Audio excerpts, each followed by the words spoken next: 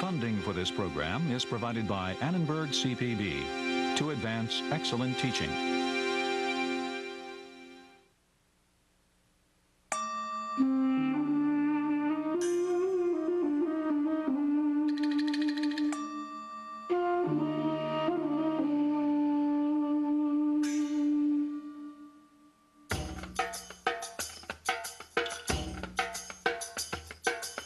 The word empires evokes visions of grandeur and glory, slavery and conquest.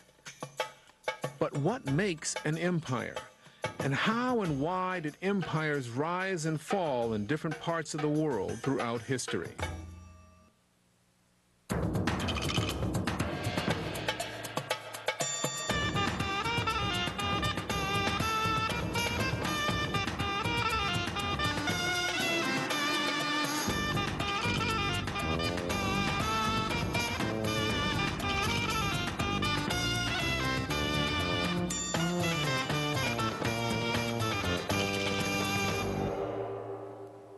The origin of the word empire comes from the Roman Empire, with all its armies, emperors, and gladiators. The Latin root, in fact, means order and command.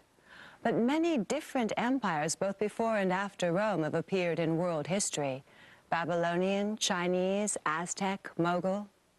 What were some common features that led historians to call these all empires? And how did these patterns appear around the world?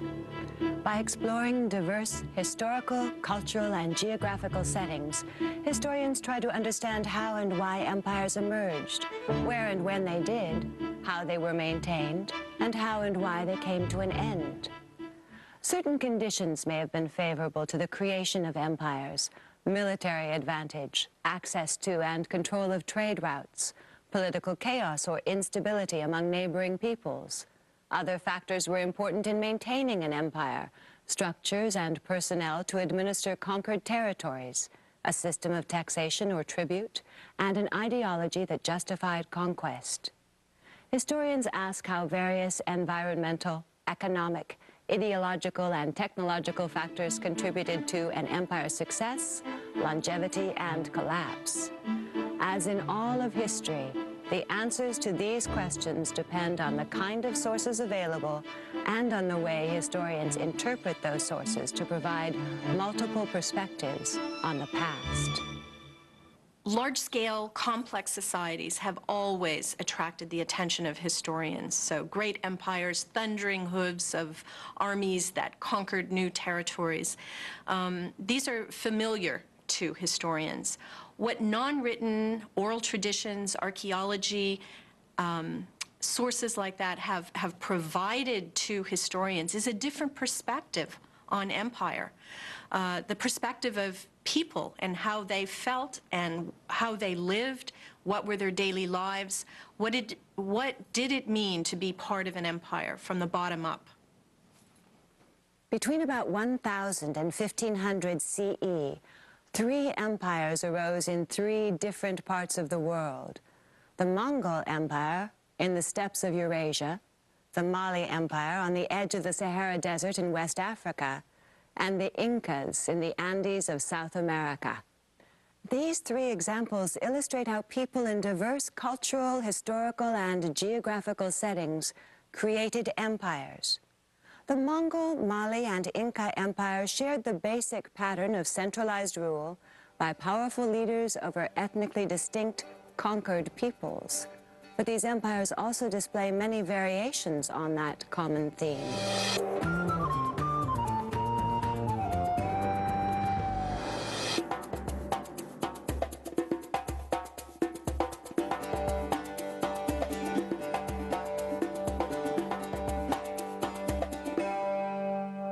By the 2nd century BCE, the Great Wall of China had become a potent symbol of the relationship between the Chinese and peoples to the north. It marked an environmental as well as political boundary between pastoralists, who were dependent on the rich grasslands of the northern steppes, and the sedentary agricultural society of the Chinese. Pastoral societies generated considerable wealth from herding and producing livestock-based goods, which they traded or sold. Their nomadic way of life, however, prevented storage of large quantities of food. Pastoral nomads came to be dependent on trade with settled agrarian societies. Over the centuries, a number of different ethnic groups lived in the steppes and tundras to the north of China, across Eurasia, and periodically they united into confederations that enabled them to attack large land-based empires like China. The Khitan and Jurchen peoples followed this pattern, invading parts of northern China in the late 10th through the 12th centuries. They even established their own Chinese-style dynastic states. Early in the 12th century, Mongol clans in the steppe lands to the north of the Great Wall began to organize into tribal collectives. In the year 1206, tribal leaders elected Temujin as their universal ruler, or Chinggis Khan. Chinggis Khan claimed that the Mongol sky deity Tengri had granted him the power to conquer the world. This divine sanction and his own charismatic leadership united the Mongol tribes. In the secret history of the Mongols, the Mongol chieftains pledged their lives to the great Khan. We will make you Khan. You shall ride at our head against our foes. We will throw ourselves like lightning on your enemies. We will bring you their finest women and girls, their rich tents like palaces. From all the peoples and nations, we will bring you the fair girls and the high-stepping horses. Once he had gained the allegiance of tribal leaders, Chinggis reorganized the tribes into military units of 1,000 men each. This served to break down the clan and tribal ties of loyalty and forged a highly effective military force. In addition to their renowned mobility on horseback, the Mongols also had sophisticated weaponry at their command. This is a replica of the Mongol recursive bow. It indicates a tremendous advance in military technology. Its reflex design gives it great range and power. Armed with these bows and mounted on powerful horses, Mongol warriors could shoot a quiver full of arrows without breaking stride. They became virtually unbeatable, often defeating armies many times their size. Chinggis Khan built his capital, Karakorum, in the Mongol heartland on the steppes of Central Asia. From there, his military had easy access to pasture lands, as well as to traditional trade and travel networks. At Karakorum, Chinggis Khan built an administrative framework, drawing on the advice of the talents of Uyghur Turk and Chinese bureaucrats. He had earlier ordered the development of a phonetic script for the Mongol language. This facilitated record-keeping and administration of the Yasa, the Mongol legal code issued by Chinggis. As their empire grew, the Mongol courier system, something like the Pony Express, enabled rapid communication among different regions. By 1215, the Mongols besieged and eventually captured Beijing, then capital of the Jurchen Jin state, which had ruled North China for a century. First of all, the Mongols were very successful because, like their predecessors, they were a very effective, mobile fighting force. They had a very powerful cavalry, able to assault sedentary agricultural societies, easily conquer them. Beijing's walls were breached in part by adopting weapons of siege warfare from the Chinese. By capturing Chinese engineers, the Mongols learned how to employ catapults, mounted crossbows, and last but not least, flaming rockets propelled by gunpowder. From their foothold in Beijing, the Mongols turned their attention westward. Before the death of Chinggis Khan in 1227, all of Central Asia was under Mongol control. Under the command of his sons and grandsons, Mongol armies swept across Eurasia. By the middle of the 13th century, a vast swath of the Eurasian continent, from Korea to Hungary, was under Mongol control. Historians believe that the goal of the Mongol conquests was the creation of a tributary empire. Through extending into other regions, they had access to the goods they coveted from the agricultural and commercial wealth of Eurasia. Mongol control of Eurasian trade routes, like the fabled Silk Roads, assured security for traders and travelers, encouraging commercial prosperity. The empire also brought the East Asian world into sustained contact with the Islamic and European worlds. One Muslim historian wrote that people enjoyed such a peace that a man might have journeyed from the land of sunrise to the land of sunset with a golden platter upon his head without suffering the least violence from anyone. The Pax Mongolica would seem to be a contradiction in the sense that the Mongol conquests are what we mostly think about in terms of the Mongols and the slaughter and pillage that the Mongol armies caused. But the Pax Mongolica, Mongolian peace, was really, it's a descriptive term that's used to refer to the cultural exchanges, economic contacts that were facilitated by the Mongol conquest of a vast swath of Eurasia. The eventual collapse of the Mongol Empire can be attributed, at least in part, to their unstable method of selecting rulers. On the Eurasian steppe, any adult male could claim the authority to rule. This method of succession was ill-suited to a vast empire composed of different peoples, cultures, religions, and ways of life. In the mid-14th century, fierce competition among the descendants of Chinggis Khan caused violent upheavals that eventually destroyed the Mongol Empire. The Mongol Empire left a dual legacy. After more than a century of conquest and rule, the Mongols had killed hundreds of thousands of people. But they also fostered trade and commercial prosperity and facilitated the exchange of technology, ideas, and culture among Asia, the Muslim world, and Europe. And the Pax Mongolica created connections that many historians now regard as a 13th century Eurasian world system.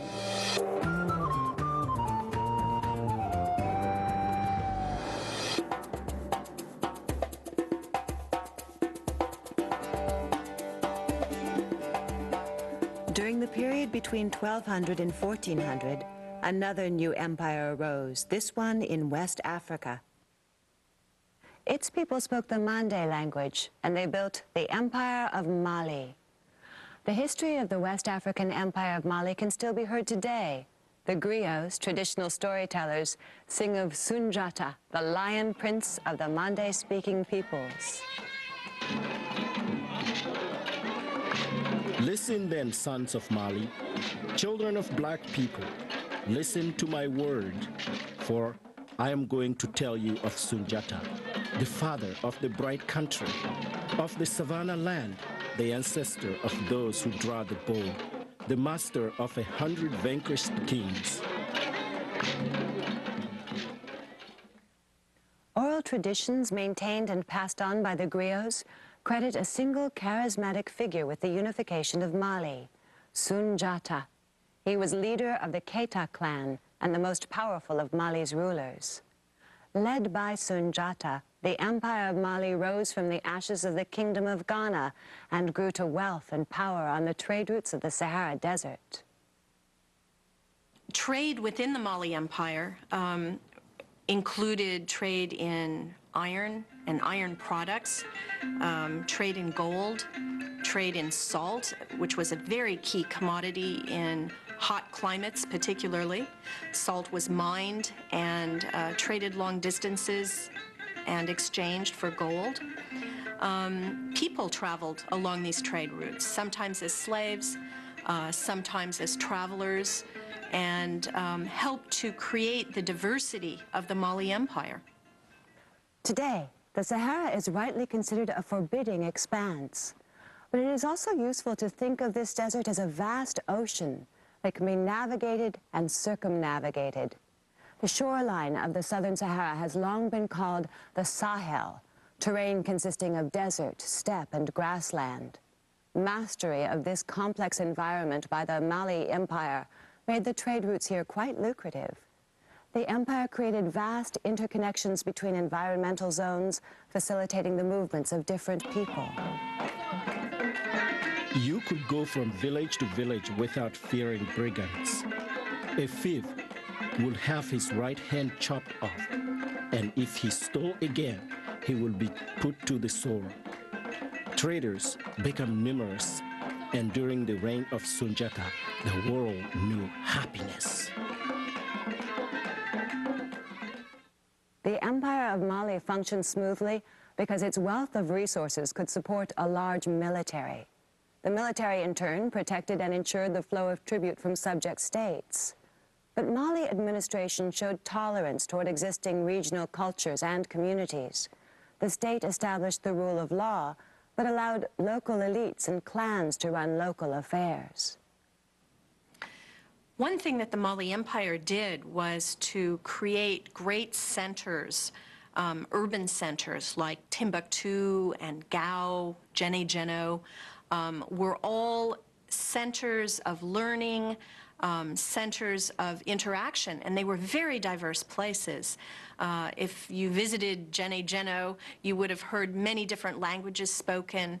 It was a very cosmopolitan place where people from different cultures interacted on a daily basis. Muslim traders had a great influence on the people and rulers of the Mali Empire.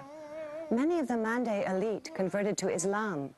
However, there are conflicting stories about Sunjata's own conversion. Some scholars feel he was only claimed as Muslim by later historians. Muslim or not, judging by the surviving oral tradition, Sunjata never abandoned his people's religion. The griots still memorialize Sunjata as a powerful man of magic and enchantment. In the 15th century, nomadic raids on its northern borders marked the decline of the empire. By the middle of the 1400s, the Mali Empire finally crumbled.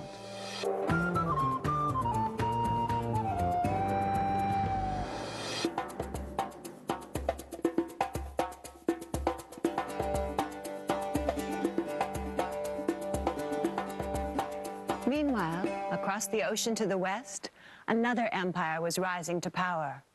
In the mountains of Ecuador, Peru, and Bolivia, the physical remnants of the Inca Empire are still visible today. On these roads, information from every corner of the empire reached the capital city of Cuzco. Inca road stretched over 30,000 kilometers, from Chile to Ecuador, from the coastal deserts across the hemisphere's highest mountains, down to the Amazon rainforest.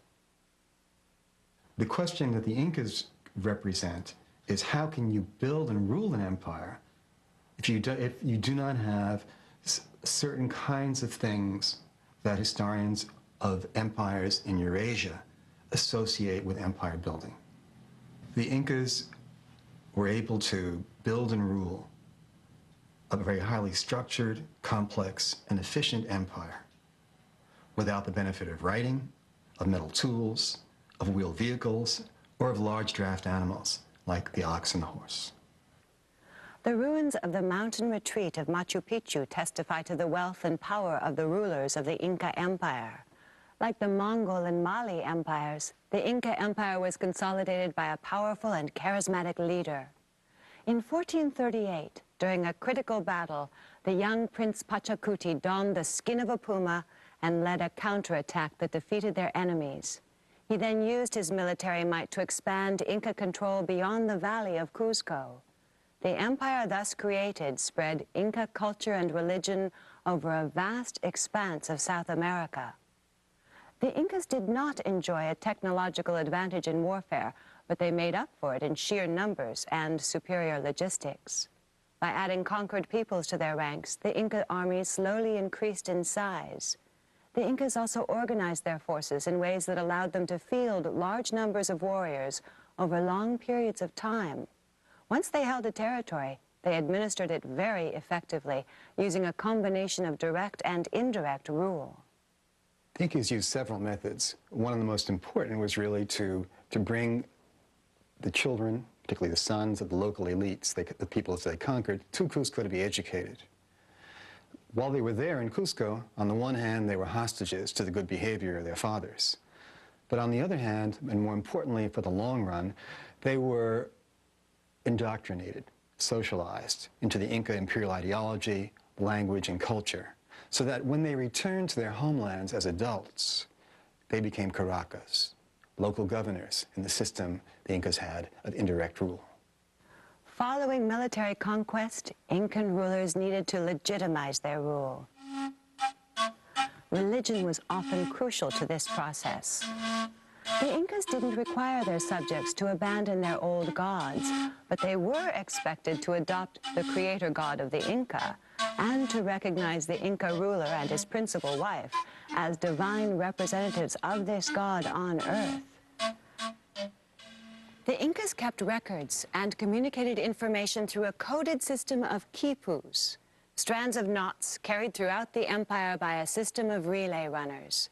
In 1535, the Spanish soldier Pedro de Cieza de Leon recorded this account of the quipus system. The tribute paid by each district and turned over by the natives, whether gold, silver, clothing, arms, and all else they gave, was entered in the accounts of those who kept the quipus. When they were ordered to go to Cusco to give an accounting, the record keepers themselves gave it by the quipus, or went to give it where there could be no fraud. But everything had to come out right. The quipus are basically strings, which are knotted and tied together in different patterns. They had different forms, they had different colors, and depending upon the nature of the pattern of the colors, where the knots were, they meant different things. Some of them are clearly numerical. And the problem there is that we can read the numbers, we don't know what they represented. Others, on the other hand, may have been mnemonic devices or narrative devices. We're not sure. But what we do know is that the quipus, through their combination of knots and colors, were capable of communicating extremely complex information. Networks of roads were built to move armies and goods across the empire. These roads also served to connect Andean people to many ecological niches across varying environmental zones, from arid coastal regions up to the cold highlands, from the warm, humid canyons down to the Amazon rainforest. In order to assure a complete market basket of consumer goods for their people, pre-Inca ethnic states founded colonies in different ecological niches at different altitudes. One of the roles of the state was to assure the distribution of these products throughout this ethnic archipelago. One of the most remarkably different aspects of the Inca Empire was that it was largely constructed on reciprocity. When the Incas conquered territory, they took over ownership of the land and then reallocated some of it back to local communities. They imposed a labor service called the mita, which was owed to the empire. For most men, this meant military service. For most women, weaving, the most valuable of Inca commodities. Overall, the mita under the Incas was mostly used for military service, transportation of commodities, and public works. But in return, the individuals and their communities received a kind of welfare, the benefits of a welfare state, which would help them in times of need. As the Incas led their armies into present-day Ecuador, they found conquest much more difficult. By the 16th century, the empire had been weakened by rebellion, deaths from smallpox, and by civil wars over imperial succession. The Spanish conquistadors, led by Francisco Pizarro, captured and killed the Inca ruler Atahualpa in 1532, but maintained the infrastructure of the empire, controlling through Inca puppet rulers for years afterward.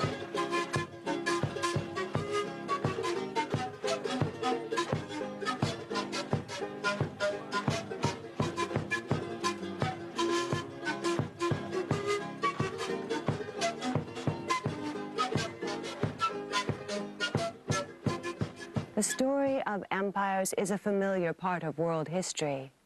But what did an empire look like from the perspective of the people who were ruled?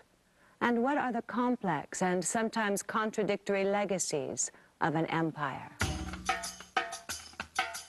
Even the best run and seemingly benign empire often looks different when viewed from the perspectives of their subject peoples. Historians studying the Inca Empire through the lens of the ethnic groups they conquered tell a different story from the official Inca story of a benign welfare state. This view is confirmed by periodic rebellions and by the collaboration of some Inca subjects with the Spanish conquistadors.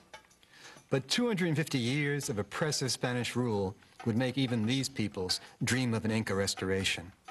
In 1780, a Cusco Curaca of Inca descent took the name of the last Inca, Tupac Amaru, and rose in rebellion against Spanish bad government. The news that the Inca had returned to claim his kingdom and free his people from Spanish misrule inspired rebellions from Colombia to Bolivia, which took the Spanish 4 years to suppress and cost 100,000 lives in a highland territory whose population was only 1.2 million. Nor did the legacy of the Incas end with independence from Spain. In our own times, a Peruvian guerrilla group named itself after Tupac Amaru. A soft drink was successfully marketed as Inca Cola, and the national currency has been named Inti in Sol, with pictures referring back to the Inca Empire. At bottom, many Peruvians are still looking for their Inca.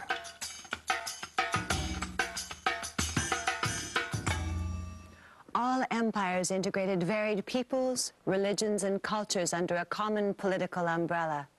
They also created difference and inequality by imposing political, social, economic, and ethnic hierarchies.